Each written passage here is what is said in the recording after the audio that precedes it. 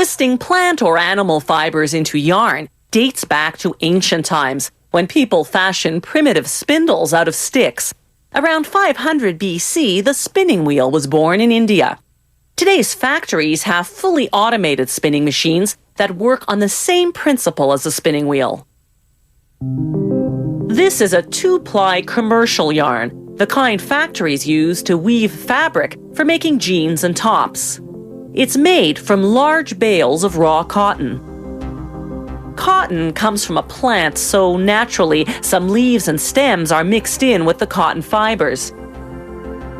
To remove them, the first machine passes over the bales and removes a 5mm layer of cotton, then sends it through a duct system to the blending and cleaning machine. That machine processes 500 kilograms of cotton per hour. The cotton comes out evenly blended and cleaner, but still not clean enough. So it goes into a second cleaning machine, which finishes the job.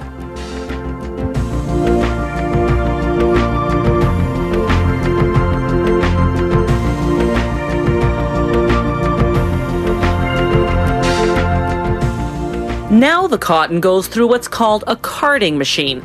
It has huge rollers with wire teeth.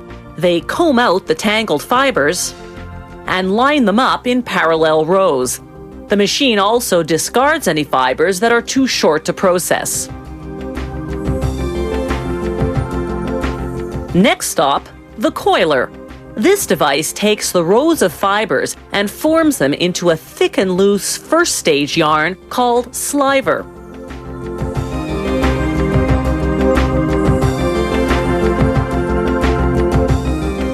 The slivers move on to the drawing machine. It lines them up 6 at a time and draws them out, stretching them to form a second stage yarn. Then a machine called a roving frame stretches this second stage yarn, strengthening it by thinning it out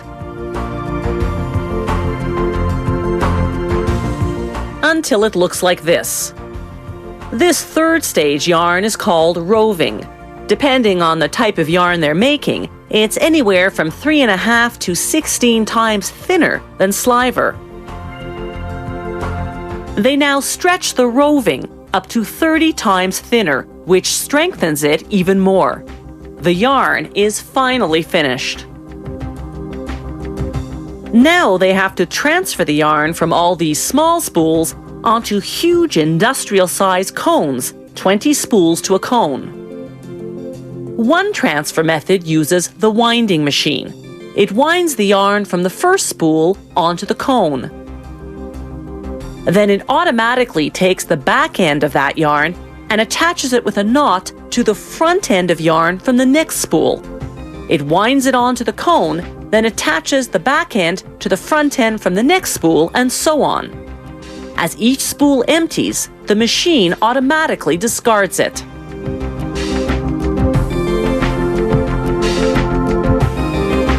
And while all that winding's going on, the machine's optical sensor, that white object you see crossing the screen, does a quality control check.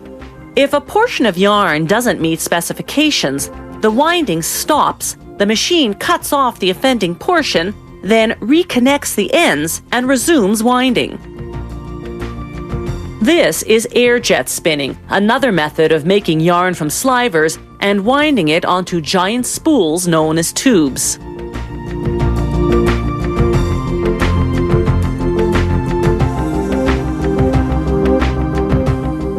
A suction tube grabs the front end of one spool and connects it to the back end of the previous one, again with a tiny knot.